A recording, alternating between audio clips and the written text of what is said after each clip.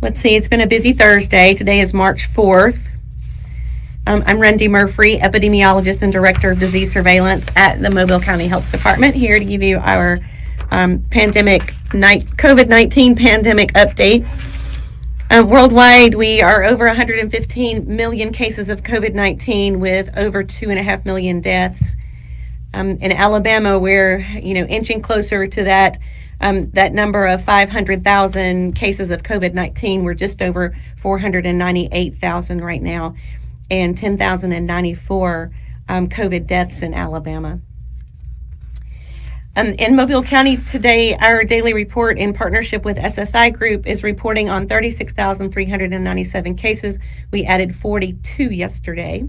I promised to check on the number of 68 from March 2nd, and yes, that was just sort of some normal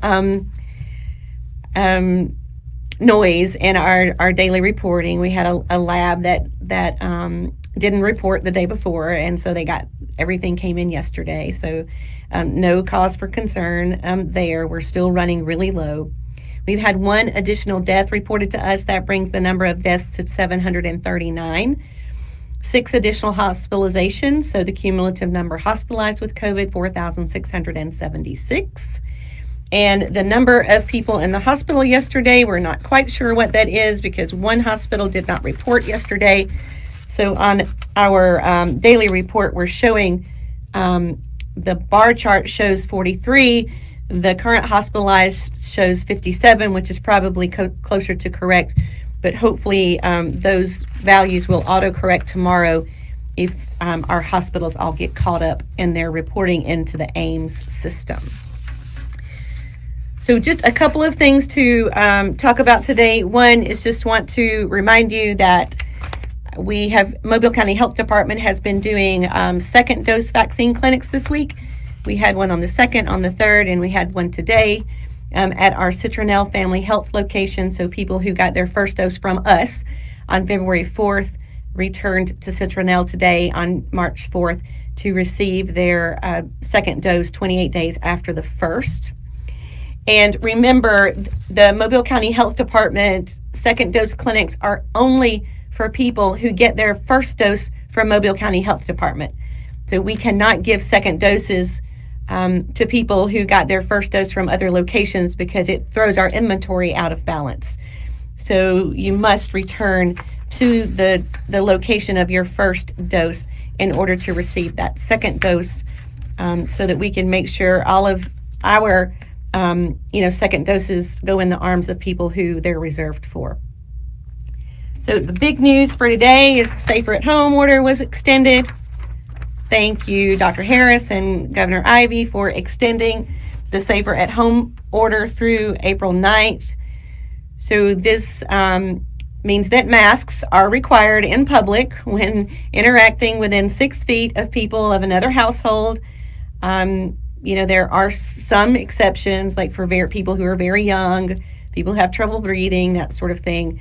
And masks are required in schools and colleges where possible for employees and students in grades 2nd and above. So again, mask mandate stays in effect through April 9th. There were some changes to the extended Safer at Home order, and I'll just review the changes with you. So here's what's new. For hospitals and nursing homes subject to reasonable restrictions, patients and residents will be allowed visits from as many as 2 caregivers or as many as 2 visitors at a time. So previously was restricted to 1 caregiver and 1 visitor, but that has been increased to 2. But remember, the individual facilities still can decide on their own to have tougher restrictions. So the Safer at Home order permits up to 2 caregivers or up to 2 visitors at a time, but you must adhere to the requirements for the individual hospital or long-term care facility or nursing home. So that is their decision to make, but they are allowed to permit up to 2 caregiver visits or 2 visitors at a time. Okay, for senior citizen centers, programs other than congregate meals may resume, but only the ones that are held outdoors. and subject to some guidelines put forth by the Alabama Department of Senior Services. You still want senior citizen centers to make meals available to seniors by curbside pickup or delivery. So still no congregate meals, but outdoor congregate or outdoor activities at senior citizen centers may commence. All right, for restaurants, bars, and breweries. So for some time, there's not really been a restriction on the number of people who can be in a restaurant, bar, and brewery, but you either had to have partitions between parties of different families. So, if you had booths, then you had to put partitions between them, or you had to make sure there was at least 6 feet between tables. And there are some additional sanitation guidelines and rules. Right, what was lifted was the limit on the number of people sitting at a table.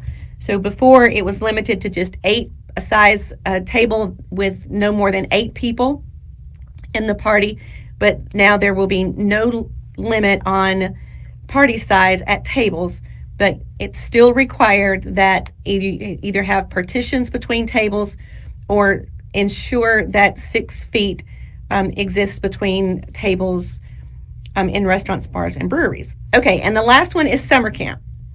So before, there was some pretty strict language about the summer camp needing to make sure to enforce to the greatest extent possible social distancing.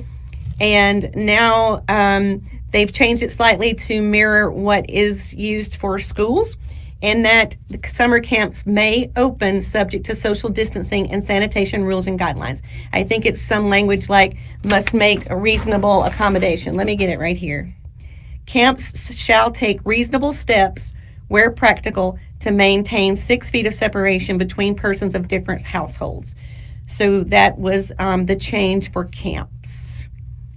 So good news for some like me. Very happy that the mask mandate was extended just over a month, and some loosening of other restrictions that will make family members and loved ones happy who have people in hospitals and nursing homes and long-term care facilities that they would like to visit. So again, extended until April 9th. So that is good news, I think. So a couple questions, and of course they're all about the Safer at Home order, the extended Safer at Home order. What do I think about the decision to continue the statewide mask mandate at this time? And I'm really happy to see that because, we have seen that the numbers of cases and hospitalizations and deaths is going down.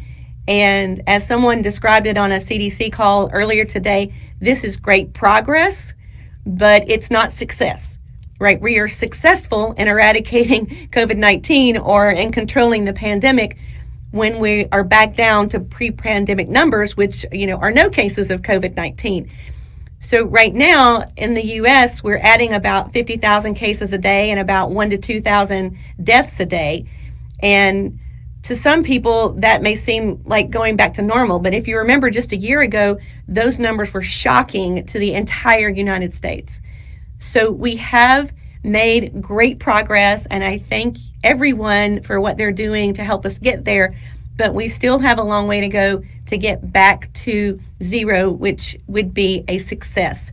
So I really encourage everyone to keep doing your part. It's going to take all of us working together to get back down to zero, to that success measure. So again, wear your mask, stay at home if you're sick, wash your hands, don't congregate, keep 6 foot of distance between you and anyone whom you don't live with. Let's see, and that looks like it's about it. We have gotten some questions on, if there was not a statewide mandate, would the health department issue a local order? We saw some local orders last spring when this first started, sort of as we were starting to get more strict with movement and activities. It's unlikely that there will be local ordinances at this time of the game. I mean, we're a year into it, and travel has opened back up, so it would have little impact for just localities here and there to have mask mandates. But we will continue to advocate strongly for those prevention measures that we can control as individuals. We can protect ourselves and protect our families. And I didn't mention it, but the first time you get an opportunity to get a COVID vaccine,